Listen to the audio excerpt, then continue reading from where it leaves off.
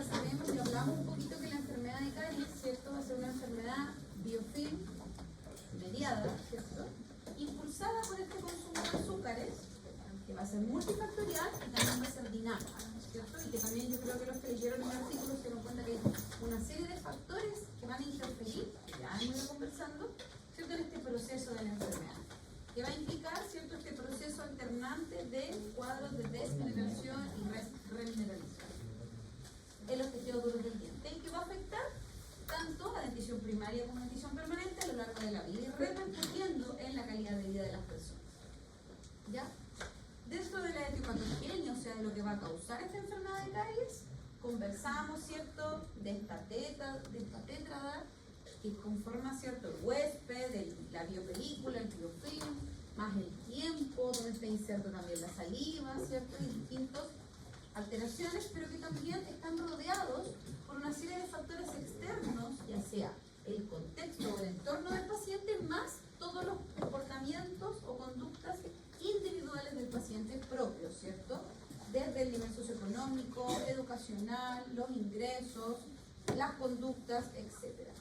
Por lo tanto, la lesión de caries va a ocurrir cuando se rompe, ¿cierto?, este equilibrio entre los factores que protegen versus los factores que dañan la estructura dentaria y alteran y generan este proceso de disbiosis que conversamos, este desequilibrio. Hablamos un poquitito igual de epidemiología, ¿cierto?, que es la enfermedad crónica más común en la infancia, que continúa afectando a los adultos, que existen muchas desigualdades en cuanto a prevalencia. Hablábamos un poquitito de la prevalencia mundial en dentición permanente. ¿Cuánto es? ¿Recuerdan? A nivel mundial de enfermedad de caries, de lesiones de caries en dentición permanente. ¿De cuánto por ciento?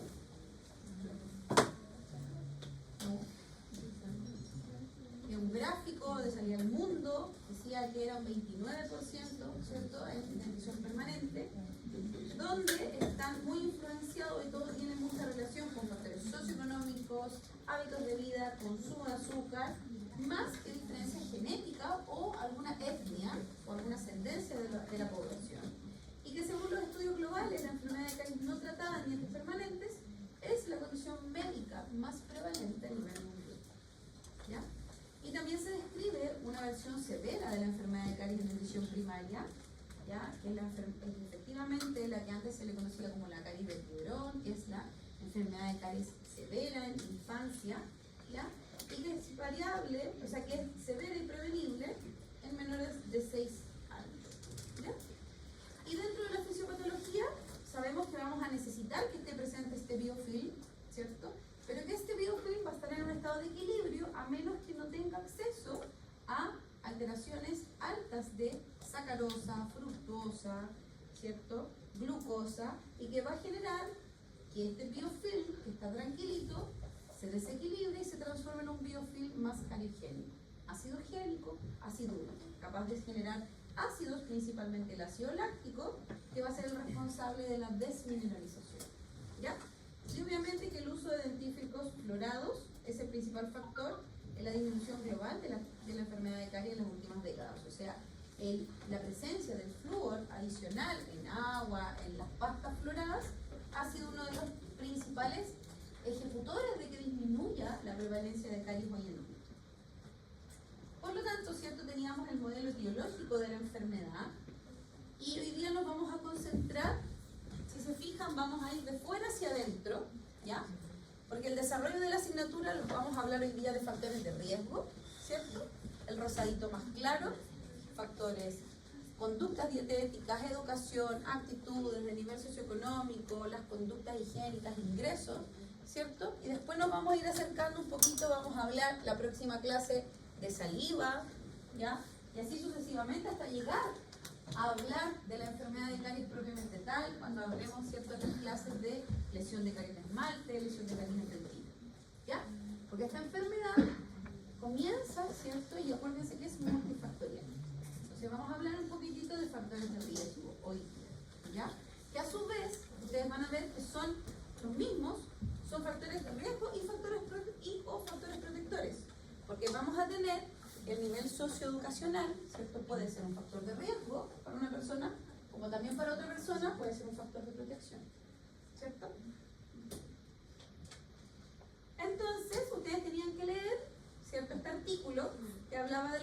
de riesgo para caries dental en Latinoamérica y países del Caribe, ¿cierto? Donde principalmente el objetivo, ¿cierto?, era identificar factores de riesgo, ya sea a nivel contextual que ellos le llamaron, o de entorno, y factores individuales, ¿cierto?, basado en modelos predeterminados para evaluar determinantes, ¿ya?, que son modelos estructurados para evaluar qué determinante. Yo creo que no es que a ellos se les ocurrió decir ya evaluemos los conductuales, evaluemos los individuales, evaluemos esto, si son que ya viene predeterminado por modelos, ya desde los años 90 más o menos, y con el objetivo de qué, de evaluar qué es lo que ellos necesitan hacer para trabajar con estos factores, cómo modificarlos, o sea, estructurar medidas preventivas a nivel tanto local, regional, como de sistemas de políticas públicas, ¿ya? Entonces ellos, los principales hallazgos que hicieron fue hablar de los factores contextuales o de entorno y los factores individuales, como pueden ver en esa gráfica que salía en la primera página del artículo, ¿cierto? Entonces, a nivel contextual o de entorno, hablaron, ¿cierto?, de la gobernanza, las políticas macroeconómicas, políticas sociales, políticas públicas, la cultura, ¿cierto?, y los valores sociales, y a nivel individual, factores socioeconómicos, factores demográficos, factores de comportamiento y factores biológicos. Como todos estos influyen, ¿cierto?, en lo que es la enfermedad de caries, y que hoy en día es parte de toda esta multifactorialidad de la enfermedad, ¿ya? Entonces, dentro de los factores contextuales o de entorno, están los valores culturales y sociales, las políticas, lo que acabamos de mencionar, ¿cierto?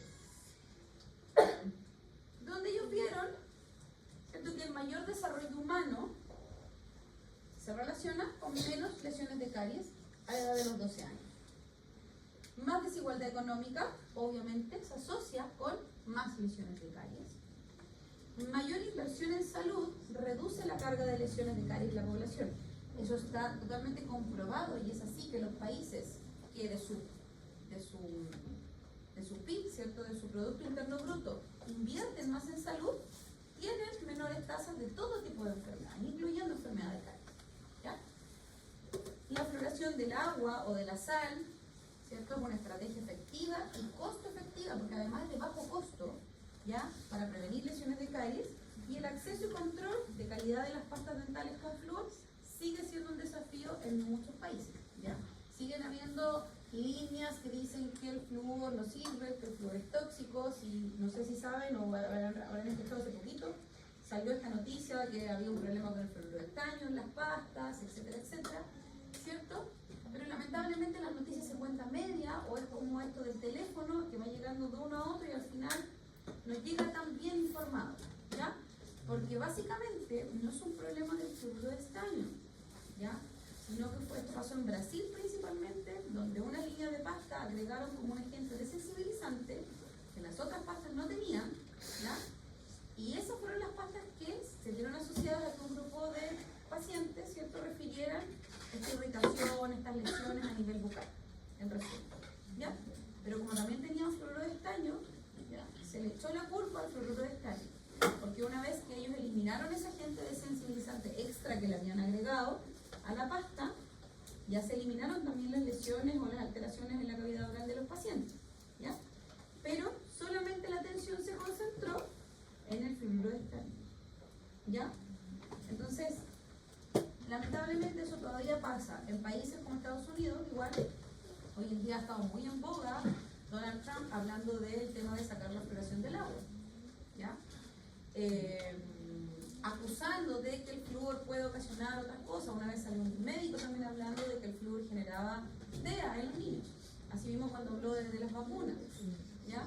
De hecho, este mismo médico que habló, un médico que habló de que las vacunas, un componente de las vacunas, no me recuerdo bien el nombre, generaba que los niños tuvieran autismo, ¿ya? Este médico al final tuvo que retractarse y terminó perdiendo su licencia de médico, ¿ya? Porque eso generó un caos a nivel de la salud, ¿ya? Entonces sí, efectivamente, el control de calidad y el acceso de las pastas dentales con flúor siguen siendo un desafío para muchos países. En Chile, por ejemplo, antiguamente se indicaba que las pastas para niños de menores de 6 años tenían que tener 450 partes por millón de flúor, ¿ya? Después de las últimas investigaciones y de la evidencia científica actual, hoy en día nosotros recomendamos que la pasta dental, el uso comienza desde la erupción del primer diente. O sea, ¿qué edad? ¿No vamos a indicar? ¿Cuándo sale el primer diente? 6-7 meses de vida. Y estamos indicando el uso de pasta con flúor de 1000 o 1100 ppm desde los 6 meses de vida. ¿Ya? Pero eso tiene un sustento científico. ¿Ya? Pero esos son los cambios que han ido ocurriendo, por ejemplo, con el tema del flúor en los niños. ¿Ya? Factores individuales que se evaluaron, socioeconómicos, demográficos, donde había una pregunta, creo, de socioeconómico, cierto que ahí bastaba que mencionaran dos: clase social, ocupación, nivel educativo de los ingresos, demográficos, edad, sexo y etnia, conductuales, consumo de azúcar y general deficiente, no uso de dentífrico fluorado, falta de atención odontológica preventiva, falta de controles dentales. Y biológicos, hablaba de la experiencia previa de caries. Recuerden cuando en la sesión pasada hablamos del índice COPD, del índice COD, que es lo que nos permite conocer la experiencia previa del paciente o la historia de caries del paciente. La presencia de lesiones de caries activas, lugares de retención de biofilm, defectos del desarrollo de esmalte, discapacidad en algún paciente, ¿cierto? Alguna necesidad especial, adultos mayores, la cantidad, la calidad de la saliva y la presencia del biofilm caliente. En cuanto a los socioeconómicos y demográficos, ¿cierto? Se observó que un menor nivel educativo y bajo ingreso familiar aumenta el riesgo de lesiones, ¿cierto? O sea, bajo nivel educativo y bajo ingreso familiar aumenta el riesgo. Ya se acuerdan que vimos en la semana pasada igual unos gráficos en Chile que mostraban cómo se relaciona el nivel socioeconómico y también los años de escolaridad. Cuando a más años de escolaridad, menos edentulismo, o sea, más años de estudio, menor riesgo a perder dientes. ¿Ya? Mayores prevalencia en grupos indígenas, minoritarios y personas de mayor edad. Mayor prevalencia de lesiones en mujeres por factores biológicos y sociales. Esto porque obviamente acá donde se hizo el estudio a nivel del Caribe es menor la tasa, ¿ya? Y a nivel latinoamericano menor la tasa de la mujer en el trabajo, ¿ya? Mayor el número de la mujer que tiene menos años de estudio, ¿ya? Y otras variables.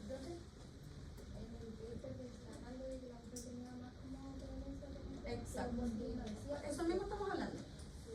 Principalmente por factores biológicos y sociales, porque es una población, estamos hablando de Latinoamérica, países transversal, Latinoamérica y países del Caribe, ¿ya? Sobre todo en países del Caribe, a diferencia, por ejemplo, que en Chile la mujer está súper inserta en el mundo laboral, ¿cierto? Las mujeres tenemos igualdad de posibilidades de tener más años de estudio que un hombre, ¿cierto? Pero en países principalmente, por ejemplo, del Caribe, mucha mujer no tiene acceso a, no trabaja, pero trabaja en trabajos que son, por ejemplo, no sé, pues a nivel de hotelería, en el Caribe se trabaja mucho, ¿ya? Y son menos años de estudio, menos acceso a escolaridad, y mucha mujer que obviamente no trabaja y que tiene también lo mismo, pues menos años de estudio, etc. ¿Es algo como de contexto socioeconómico y no algo fisiológico, por ejemplo? No debiese, por lo menos yo desconozco si hay estudios donde diga que la mujer, solo por ser mujer, tiene mayor riesgo de enfermedad de caries. Porque si te fijas, no es algo, por eso estamos hablando, no es solamente una cosa la educación en la enfermedad de caries, ¿ya? Es multifactorial, ¿ya? Es multifactorial, ¿ya? Tanto factores de riesgo biológicos, conductuales, socioeconómicos, educacionales, ¿ya? Pero también riesgos biológicos propios, cantidad de saliva, uso de fluoruros, higiene oral, dieta, ¿ya? Entonces va todo de la mano. Si, por ejemplo, si pudiésemos en grupos etarios, si, por ejemplo, el grupo de adulto mayor, solo por ser de adulto mayor, tiene un riesgo asociado, ¿ya? ¿Por qué? ¿Qué se les ocurre? Más fuerte, que no escucho. La exposición de la radiculares. Ya, pero eso puede pasar ¿por qué? Ya, Falta de motricidad. empieza a haber un poquito de problemas de motricidad, ¿cierto? Sobre todo si tienen alguna discapacidad asociada, Diabetes. presencia de enfermedades concomitantes, ¿ya? Que va de la mano con qué? ¿Qué usan las personas que tienen alguna enfermedad? Medicamentos. Hay medicamentos que afectan la saliva, ¿ya? Y como vamos a ver en la próxima mañana, la saliva es un agente protector contra enfermedad de caries. Pero depende no solamente que la saliva esté, obviamente es importante que esté, pero también cuánta saliva hay, ¿ya? Entonces, digamos, el grupo adulto mayor tenemos mayor posibilidad de que use medicamentos, ¿cierto? Que tenga algún problema, digamos, de motricidad, que permita una higiene oral de mejor calidad. Hay asociación, como les digo, de medicamentos o enfermedades que propiamente tal generan un menor flujo salival, ¿ya? O medicamentos asociados, ¿ya? Lo mismo, por ejemplo, pasa con el grupo de las embarazadas. Las embarazadas, por el hecho de estar embarazadas, igual tienen un poquito más de riesgo, tanto para enfermedad de caries como enfermedad periodontal. Principalmente enfermedad periodontal por un tema hormonal, ¿ya? Prácticas dietéticas, ¿cierto? Consumo de azúcares libres es el principal factor que va a regir la aparición de lesiones de caries y va a estar obviamente también acompañada de otros factores como la presencia de biofilm. Pero se sabe, ¿cierto?, que el consumo temprano de azúcares libres antes del primer año de vida se asocia con mayor aparición de lesiones de caries en años posteriores. En Chile, por lo mismo se pregona, ¿cierto?, dentro de los controles sanos, que ojalá antes de los 2 años de vida no haya consumo ni de azúcar ni de sal, por ejemplo, ¿ya? Y se les insiste a las mamás con eso. Antes de los 2 años de vida, por favor, no consumo de azúcar, no consumo de sal. No significa que no le den fruta ni nada que tiene azúcar, pero no azúcar extra, ¿ya? O sea, a un niño de antes de los 2 años de vida, ideal, no le dé un helado, no le dé chocolate, no le dé galleta, etc. O déle una galleta, pero que haga usted que no le ponga azúcar, ¿ya? Frecuencia de consumo, donde igual la ingesta frecuente tiene una relación con el consumo de azúcar. Una cosa es consumir azúcar, pero cuántas veces al día también tiene relación. Incluso el momento en que consumimos azúcar también tiene relevancia, ¿ya? A la hora del día en que la consumimos y cuán frecuentemente, que eso también lo vamos a ver más profundo en la clase de dieta, ¿ya? Higiene oral y uso de fluoruros, ¿cierto? Como el cepillado es que busca remover este biofilm, que la calidad del cepillado es tan o más importante que la frecuencia, aunque yo me puedo lavar 5 veces al día, pero si las 5 veces al día lo hago mal, tampoco va a ser muy efectivo, ¿ya? El uso de pasta florada es esencial. Cepillarse al menos 2 veces al día con un dentífrico fluorado, ¿ya? También ayuda. Y la concentración mínima hoy recomendada es de 1000 partes por millón de flúor. Hoy en día jamás vamos a recomendar una pasta dental con menos de 1000 partes por millón de flúor, ¿ya? O sea, hoy en día si encontramos en el mercado alguna pasta que tenga 450 o 500 ppm de flúor, a la basura, no sirve. De hecho, después de que vino esta indicación, muchos proveedores se vieron obligados a retirar todas esas pastas del mercado, ¿ya? Porque existían. Hoy en día ya es muy difícil pillarlo, ¿ya? Sí encontramos pastas sin flúor, pero tampoco se venden más.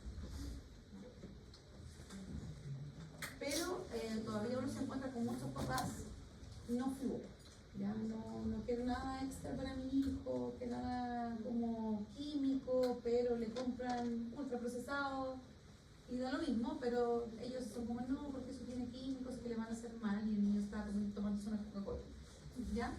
Pero existe, ya ellos usan pasta dental sin flúor. Y son papás que precisamente también antivacunas y muy complejos, ¿ya? Dígame. La concentración mínima no era 1450. No, la concentración mínima de flúor en una pasta es de 1000. ¿Cuándo usamos de 1450? Desde los 6 años hacia arriba. Desde la erupción del primer diente indicamos 1000, 1100 partes por millón de flúor y desde los 6 años 1450. Ahora, existen casos asociados al riesgo del paciente, que por ejemplo si es un niño de 4 años o 5 años con un alto riesgo de caries, yo puedo aumentar la concentración de flúor, ¿ya? Pero eso va a depender del riesgo del paciente. Creo que eso no es solamente por la ingesta, porque puede tirar fibras. Solo por eso que se recomienda menos. Porque con 1000 ya se sabe que con 1000 ya podemos ejercer el efecto de prevención de caries y efectivamente prevenimos que no existan riesgos como una fluorosis, porque estamos hablando de un niño de 2 años, está recién entendiendo que tienen que escupir y todavía no saben escupir bien, entonces el riesgo de que se traguen esto es muy alto. ¿Ya? Con esa concentración ya tenemos prevención de caries. Por lo tanto, con 1000 ya no es necesario aumentarle más. ¿Ya? Y por lo mismo también están súper claras y súper indicadas cuánta es la cantidad de pasta. ¿Ya? Por eso es como menores de 2 años, es como solamente una manchita, después sube como, o de porte de medio arroz, después un grano de arroz, después una lenteja, y así. Uno le va indicando como gráficamente a los papás. ¿Ya? La atención dental preventiva, o sea, idealmente siempre visitar al dentista por lo menos una vez al año, ¿cierto? Visitas regulares, y siempre la frecuencia obviamente de los controles ya va a estar en base al riesgo del paciente. Dependiendo del riesgo de enfermedad que tenga mi paciente, yo lo voy a citar una vez al mes, cada 3 meses, cada 6 o una vez al año. ¿Ya? Factores biológicos claves, la experiencia dental previa, ¿cierto? Como decíamos, ese es un predictor para futuras lesiones.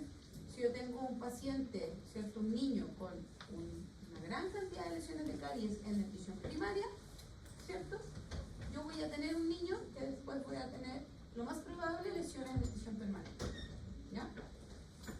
La saliva, ¿cierto? Que protege contra la enfermedad de caries principalmente por la presencia de minerales, proteínas que tiene, ¿cierto? La capacidad buffer que presenta y obviamente la tasa de flujo salival es muy importante. En casos de hiposalivación aumenta significativamente el riesgo de caries. ¿Ya? El biofilm caliogénico, obviamente, mayor consumo de azúcares va a modificar este biofilm transformándolo en un biofilm más caliogénico, y la presencia de defectos del esmalte, hipoplasia, hipomineralizaciones, todo lo que altera esta estructura que yo les comentaba que es tan dura, ¿cierto? Obviamente, en los casos de una hipomineralización. ¿Qué dice la palabra hipomineralización? ¿A qué se referencia? A que tiene menos, ¿cierto? Menos minerales, hipomineralizado. Si yo tengo un esmalte que per se ya tiene menos minerales y el proceso de caries, yo sé que ocurre por una desmineralización, o sea, porque mi esmalte pierde minerales. Y yo ya tengo un esmalte que tiene menos, obviamente tiene más riesgo, porque va a ser mucho más blando y va a ser mucho más fácil sacarle minerales, porque ya tiene poco. Entonces, lo poco que tiene, se lo saco y más rápido se destruye el riesgo. ¿Ya? Y además, son zonas que van a favorecer la lesión de caries como zonas retentivas de biofilm, como lo que ven acá abajo. En la imagen de acá abajo, ese es un diente, un molar, ¿cierto? Hipomineralizado, un defecto del esmalte, donde simplemente ese esmalte es como una tiza, y los pacientes, ese diente sale con manchones y el paciente muerde y se rompe el esmalte. ¿Ya? Y se denominan fracturas post-eruptivas. ¿Ya? Que muchas veces, cuando hay colegas que desconocen esta alteración, eso lo tratan como una lesión de caries. Y limpian y sacan todo eso para hacer una incrustación preciosa, y sacan y sacan y sacan y sacan, y este esmalte es blandísimo. ¿Ya? Y se confunde, sobre todo antes, cuando se tenía menos conocimiento de esta alteración, con lesión de caries, y sacaban y llegaban a la pulpa, tratamiento endodóntico, corona, y en realidad esto no es caries. Entonces hoy en día el manejo es muy distinto. ¿Ya?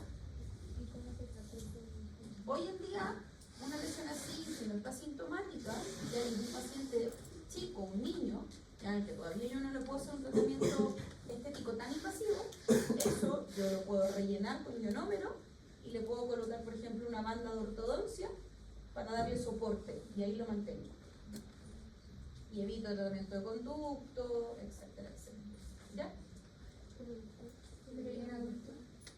En adultos, depende. Si es necesario o muy difícil y el paciente está sintomático, está compleja la rehabilitación posterior, porque habría que hacer un tratamiento endodóntico, ahí hay que evaluar si es mejor la extracción o es mejor tratarlo.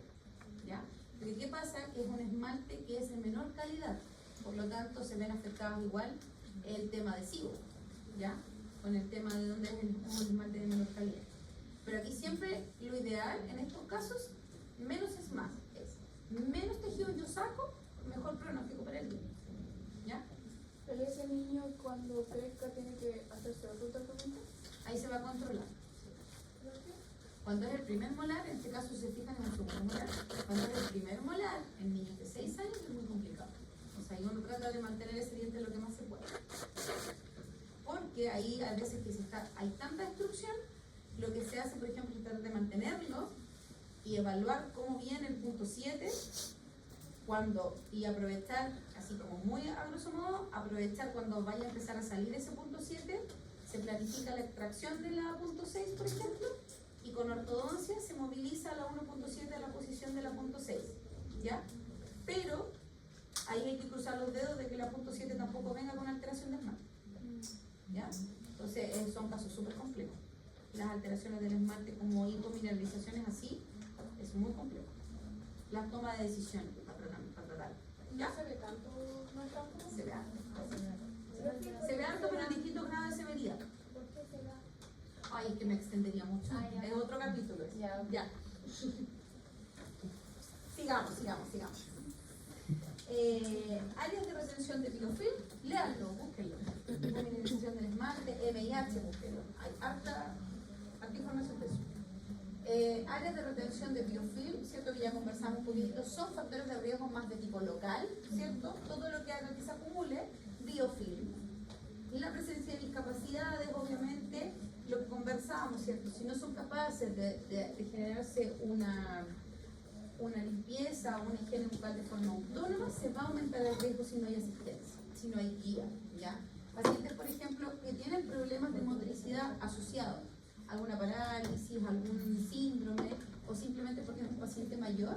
Por ejemplo, aquí una muy buena herramienta es el cepillo eléctrico, por ejemplo, ¿ya? Para el cuidador o para el paciente, ¿ya? Por ejemplo, ¿ya? Incluso para algunos pacientes TEA, con trastorno de espectro autista, el uso del cepillo eléctrico les da un poquitito más de autonomía y ayuda a desensibilizarlos un poco, porque como tienen de repente algunos hipersensibilidad con los ruidos, con la vibración, puede servir para desensibilizarlos un poco previo a la consulta dental. Y hay otros que enganchan súper bien con el cepillo eléctrico, y hay otros que simplemente no lo soportan y prefieren el manual, ¿ya? Y hay otros que no soportan el manual y con el cepillo eléctrico tienen una mejor respuesta, ¿ya? Pero ahí también es otro mundo de ir evaluando a los pacientes, ¿ya? Adultos mayores, lo que conversábamos, ¿cierto? Mayor riesgo debido al deterioro de la salud, presencia de otras enfermedades concomitantes, ¿cierto? Uso de medicamentos y alteración del flujo salivar. Por lo tanto, una vez que sabemos este gran amplio concepto de factores de riesgo que existen, lo evaluamos y tenemos que manejar ese riesgo. Existen herramientas para manejar para evaluar el riesgo, ¿ya? Hoy en día una de las más conocidas es el Caries Care, ¿ya? También, que es dentro del Caries Care International, ¿ya? Que es esa herramienta que cuenta con las 4D, donde uno primero evalúa varias cosas dentro, lo que evalúa son los factores de riesgo, y hace una evaluación del paciente, ¿ya? Y nos ayuda a determinar si nuestro paciente es de bajo, de moderado o de alto riesgo de caries, ¿ya? El Caries Care es una herramienta, Cambra es otra herramienta. Ya antiguamente se utilizaba el Cariogram, ¿ya? El Cariogram ya no se ocupa mucho, ¿ya? Pero sigue siendo una herramienta didáctica como para mostrarle al paciente, y además que hoy en día la podemos descargar en una aplicación en el teléfono, ¿ya? Y es fácil mostrarle al paciente, pero los fomes del Cariogram es que utiliza en la historia de caries el COPD. Y recuerden que el COPD, la falencia que tiene es que nos muestra la enfermedad en un estado avanzado, cuando ya está destruido. Entonces no nos muestra de lesiones iniciales, ¿ya? ¿Y qué recomendaciones arrojó este estudio que ustedes vieron? ¿Cierto? En cuanto a la educación y a la alfabetización, que es importante aumentar obviamente el nivel educativo general y mejorar en la alfabetización en áreas de la salud, ¿cierto? O sea, que las personas conozcan. Por eso es tan importante la promoción en salud. Las personas tienen que conocer qué programas dentales existen, a qué programas pueden acceder, ya que existen programas GES, que existen programas no GES, ¿ya? Reducción de desigualdades, políticas que ayuden a reducir pobreza y generen menor desigualdad en los accesos de salud, el control del azúcar, como por ejemplo en Chile, dentro de las políticas públicas, todo esto de los logos, los sellos que se pegan a los alimentos, dicen alto en, ¿cierto? Todo lo que dicen alto en azúcar es mucho más, se supone, visible para el paciente identificar, oye, este tiene mucho azúcar. ¿Y eso en base a qué? A las recomendaciones que da la OMS, que dice que por día la recomendación máxima diaria recomendada de consumo de azúcar es X gramos al día. ¿Ya? Entonces, todo lo que dice alto en azúcar es porque excede eso indicado. ¿Ya? Promoción del flúor, investigación regional. O sea, estudios que ayuden a comprender siempre a nivel local qué es lo que está pasando. Porque efectivamente, si se fijan, esto es en Latinoamérica y países del Caribe. Podemos extrapolarlo en Chile como de los factores que se evalúan, pero los resultados obviamente van a ser distintos, a lo mejor localidad Chile o incluso Valdivia, si lo comparamos con una ciudad como Santiago, por ejemplo. ¿Ya? Acá en Chile, acá en Valdivia, quizás el nivel de desigualdad económica no va a ser tan marcado como lo es en Santiago, ¿ya? Por darles un ejemplo, ¿ya? O si comparamos una zona rural versus una zona urbana, ¿ya? Entonces, tienen que haber investigación obviamente a nivel regional, a nivel local. ¿Qué recomendaciones claras o claves existen hoy en Chile y que se han llevado a cabo, ¿cierto? Lo que conversábamos recién, políticas de reducción de azúcar y promoción de dieta saludable, promoción del flúor, atención basada en el riesgo y centrada en el paciente y su contexto. Esto es lo que más me importa, que tengan claridad que vamos a tener factores de riesgo individual, ¿ya? Individual, de entorno y también factores de riesgo biológicos, ¿ya? Por decirlo de alguna manera, a nivel de la cavidad oral y también obviamente a nivel del individuo completo, ¿ya? Y las acciones colaborativas entre profesionales de salud. Es muy importante que entiendan desde ya que nosotros como dentistas, si bien trabajamos en un box, ¿ya? La atención, eso va a ocurrir si ustedes son clínicos, ¿ya? Si ustedes no son clínicos y trabajan, qué sé yo, en investigación, van a tener que trabajar con muchos más profesionales de la salud. Si trabajan en un CESFAM, tienen que salir de su box, ¿ya? Si trabajan en una clínica, como clínicos, uno también necesita hablar con otros colegas. Porque te van a llegar casos, como por ejemplo el que veíamos de esa alteración del esmalte, que hay veces que van a decir, chuta, ¿qué hago? ¿O qué hago primero? ¿Qué hago primero? Lo necesito primero que le haga a lo mejor un test de vitalidad al endodoncista, que me diga, oye, sí, este paciente a mí me relata que no refiere dolor, no tiene sensibilidad, y resulta que, claro, no me refiere sensibilidad, el paciente me dice que no le duele, porque lo vio y se lo mando al endodoncista y resulta que está con una necrosis pulpar. Por eso no le duele, ¿ya? Entonces yo necesito salir de mi box, ¿ya? Y trabajar con colegas o con otros profesionales de la salud, ¿ya? A mí me llega, por ejemplo, muchos niños chicos hoy en día con alteraciones respiratorias del sueño, ¿ya? Y si yo solamente me dedico a hacer lo que tengo que hacer en esa boca y nada más, y no miro, ni le miro la cara, ni veo que tiene ojeras, que no tiene ya una chiquita, que tiene así unas amígdalas, ya que ronca, ¿ya? Si yo no converso con la mamá y le digo, mire, ¿sabe qué? Aquí el menor de los problemas es que su hijo tenga gingivitis o que no se esté lavando los dientes. Porque este niño de 5 años lleva 5 años durmiendo mal y respirando mal y haciendo cosas. O sea, el día de mañana puede que sea un adulto con problemas cardiovasculares, que le pueda dar una muerte súbita en la noche y que tenga problemas cognitivos, ¿ya? De déficit atencional. Va a llegar a primero y las profesoras van a decir, ¿sabe mamá? Su hijo tiene hiperactividad y déficit atencional, yo creo que tiene que mandarlo al neurólogo porque se vuela y están súper inquietos y resulta que todo eso es producto que este niño está respirando mal en la noche. Entonces, necesitamos acciones colaborativas para todo tipo. Promocionar, desarrollar actividades, etc. ¿Ya? Ejercicios. Vayan trabajando como en línea, así como en grupo. ¿Ya? Motivo de consulta, Martina, 5 años. La mamá consulta por esas manchas blancas que los dientes de adelante de la niña. Le empiezan a hacer anamnesis, ¿cierto? 5 años, la escolaridad de la mamá es básica e incompleta, ingreso familiar bajo, vivienda rural sin acceso a agua fluorada, control dental, nunca ha asistido a una consulta dental, se cepilla una vez al día sin supervisión y consumo de jugos azucarados y galletas 3 a 4 veces al día. Al examen clínico observamos lesiones de mancha blanca en la 5.1, 5.2, 6.1 y 6.2 y biofilm visible en la línea gingival. Ustedes tienen el PPT ahí.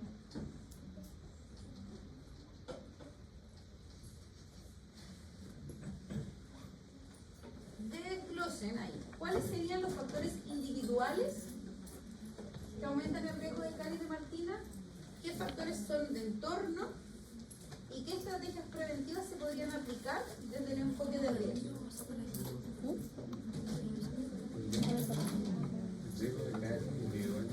Vayan haciéndolo ahí, lo vamos conversando. Primero los individuales y los de... Porque tengo una chiquita aquí.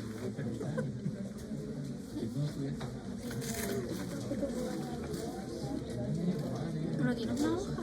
Quiero que no te hagas un lado.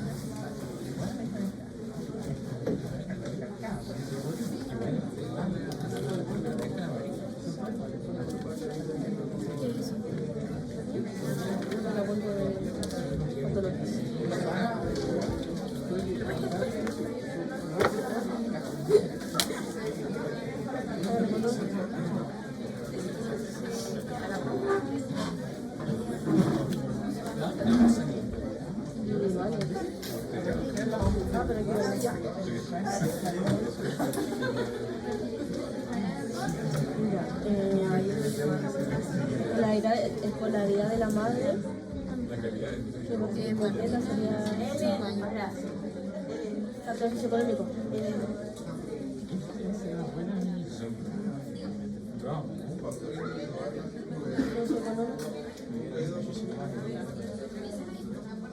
Sería educación. Y le pone ¿Pero qué es el de la mamá? Ese sería ambiental de la niña. Individual sería lo de la niña, ¿no? Ya, porque la niña, ¿cuál sería entonces ambiental? No hay ninguna ambiental. O sea, no ambiental, pero sería... Porque al fin y al cabo los tutores cuando son menores de edad son los padres, ¿no?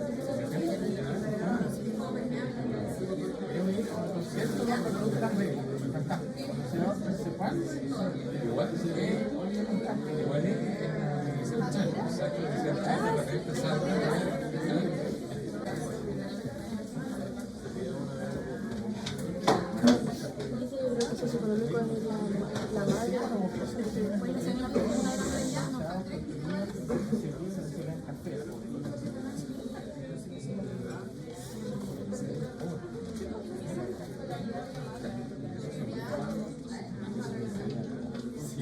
Factores individuales. Mal higiene, ¿cierto? Cepillas sin supervisión y sin pasta con flúor. ¿Ya? Alta frecuencia de consumo de azúcares, manchas blancas y biofilm visible y nunca ido al dentista. Individuales, recuerden, todo lo que tiene que ver con Martina como individuo. ¿Ya? Aquí yo no les estoy preguntando si hay alguno biológico, de comportamiento, ¿cierto? Porque si los clasificáramos, por ejemplo, en factores individuales comportamentales, ¿ya? De comportamiento, ahí entraría la higiene y la dieta, ¿cierto? Y que nunca ido al dentista, de comportamiento, ¿ya? O hábitos, si lo quisiéramos decir. Y factores biológicos es la presencia de manchas blancas visibles en los 4 dientes anteriores superiores, los 4 incisivos superiores primarios, ¿verdad? Pero esos son individuales, porque son de Martina, de la paciente, ¿ya? Si vamos ahora a los factores de entorno, o sea, del contexto, lo que rodea a esta Martina, al individuo Martina, ¿cierto? Tenemos el bajo nivel educacional de la madre, el ingreso familiar bajo y que ella vive en una zona rural, o sea, sin agua potable fluorada, ¿ya? Son todos factores que están haciendo que Martina tenga esas lesiones, ¿verdad? Pero si los separamos en individuales y de entorno o contexto, serían de esta manera, ¿ya? Y en base a esto, ¿qué medidas de prevención podemos indicarle a Martina?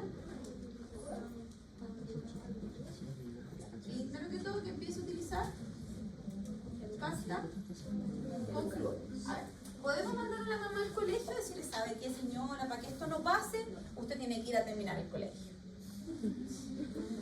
Podríamos, pero ¿es aterrizado? No me decía mamá, ¿sabe qué? Usted tiene que decir, mamá, por ejemplo, llegó hasta cuarto medio, ¿sabe que mamá quiere ir a la universidad? Sería absurdo de nuestra parte, ¿cierto? Por eso es importante, chicos, conocer el contexto del paciente, ¿ya? Porque imagínense, me están diciendo que tiene un ingreso familiar bajo. Mamá, ¿sabe que ella no compre más azúcar, compre lulosa? ¿Cuánto vale la lulosa? No me importa cuánto, pero es cara o barata. Versus el azúcar. Cara, ¿cierto? Cara. Y un día vi el precio de la lulosa, porque todo que uno prepare con la lulosa, vi el precio de la lulosa y me hago fuerte y empiezo a no echarle nada al té nomás. ¿Cierto? Porque si sumamos, ya. Y por un paciente que me está diciendo que el ingreso familiar es bajo, le voy a dar esa indicación, porque es importante, porque ustedes cuando pasen a clínica y empiecen a atender pacientes, usted dentro de su plan de tratamiento va a tener que darle indicaciones al paciente, ¿ya? Distinto es, usted, el papá le dice que no sé, pues toma jugo todos los días, usted, si es aterrizado, decirle, mire, ¿sabe qué? Ahora en adelante, traten de que el jugo que es todos los días, tratemos de bajarlo de 5 días a la semana a 3 y reemplacémoslo por agua. ¿Tiene agua en su casa? Si tiene agua en su casa, entonces es aterrizado decirle que tome agua en vez de jugo. Va a ahorrar incluso, le va a decir, usted que pasa que se va a reír, ¿no es cierto? Va a ahorrar, acuérdense de mí, va a ahorrar, ¿ya? Porque ya no va a comprar tanto jugo, a la mamá le manda jugo, cajita, colación, compre una botella de agua, la que ella quiera, la más bonita, y mándele agua, va a ahorrar plata. Y va a contribuir con el medio ambiente. Ya, pero tenemos que conocer los factores de riesgo, el contexto, porque así nosotros aterrizamos nuestras indicaciones. ¿Ya? Entonces, de nuevo, en base a los factores del entorno, ¿qué le vamos a indicar a la mamá de Martina? ¿Qué le podemos indicar? ¿Podemos cambiar algunos de esos factores de contexto con nuestras indicaciones, con nuestras recomendaciones? ¿Podemos mejorarle el ingreso familiar a la familia? No vamos a mandar a la mamá, ya dijimos, al colegio, ¿cierto? Ni la vamos a traer a vivir a la ciudad, ¿cierto? Ni tampoco le vamos a ir a aflorar el agua, está complicado, ¿cierto? Está complicado. Por lo tanto, ¿qué factores sí podemos contribuir? A factores individuales. ¿Cuáles? Podemos educar en dieta, ¿cierto? Podemos educar en higiene. Se cepilla sin supervisión, tiene 5 años. ¿Se tiene que cepillar de partida sola? ¿Verdad? Tiene que alguien cepillarla. Tenemos que enseñarle a la mamá y a Martina a cepillarse. Y ahora tenemos que decirle, mamá, tiene que comprarle pasta con flúor. ¿Ya? No sirve que no se cepille con pasta sin flúor. No sirve, sobre todo para esta lesión. ¿Ya? Mejorar el consumo de azúcar. Nunca ir al dentista, no importa. Partió ahora, controlemos. Tiene que venir a controlar. ¿Cierto? Manchas blancas y biofilm visible. Con respecto a esas manchas blancas, las podemos controlar, les vamos a colocar flúor, las vamos a abrir para taparlas. No, ¿verdad? Pero las vamos a controlar. Biofilm visible, ¿podemos hacer algo contra el biofilm visible? Controlar la columna. Entonces, educación a la madre sobre higiene y dieta, uso de pasta con flúor, aplicación de baños de flúor,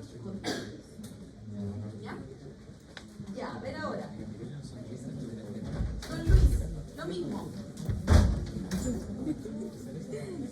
Consulta porque le duelen los dientes y le cuesta masticar alimentos dulces. Tiene 70 años, tiene nivel educacional primario completo. Acuérdense, no lo vamos a mandar a Don Luis al colegio a terminar. Recibe su pensión mínima, vive solo, con un apoyo esporádico de una hija, tiene diabetes tipo 2 controlada y serostomía por uso de medicamentos, se cepilla no regularmente, no utiliza pasta con flúor y hace más de 5 años que no va a tener.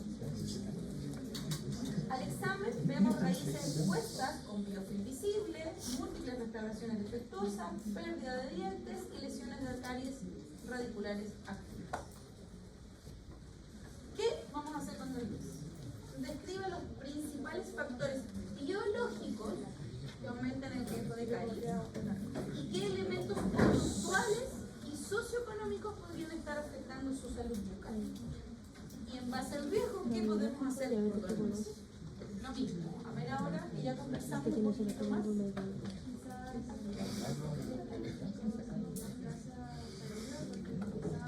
Dice diabetes controlada. Dice que es diabético, que usa Tiene medicamentos. celostomía por uso de medicamentos. ¿Saben lo que es la celostomía?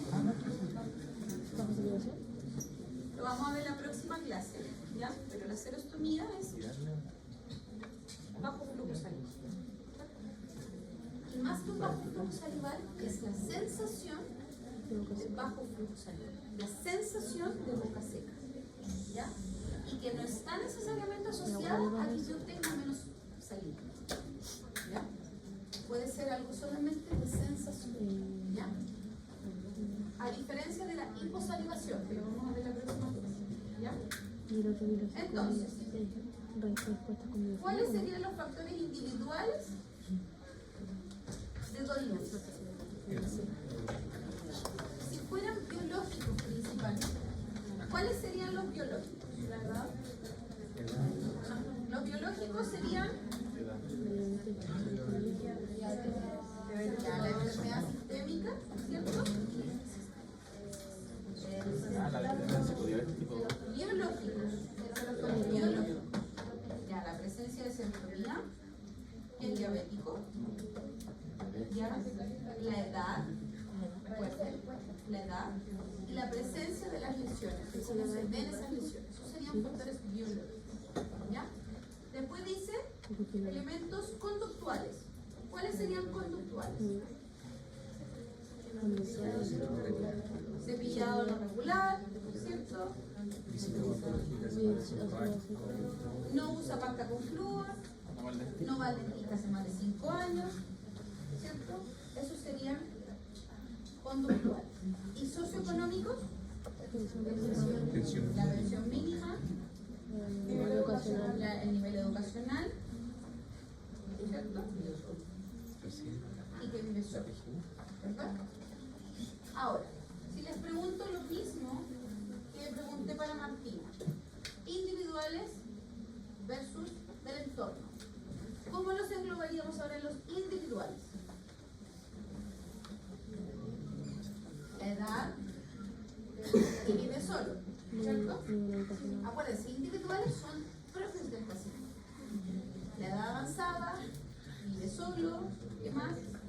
Tiene celostomía, usa medicamentos, ¿ya? Tiene lesiones de caries y se cepilla en forma irregular y sin flujo, ¿cierto?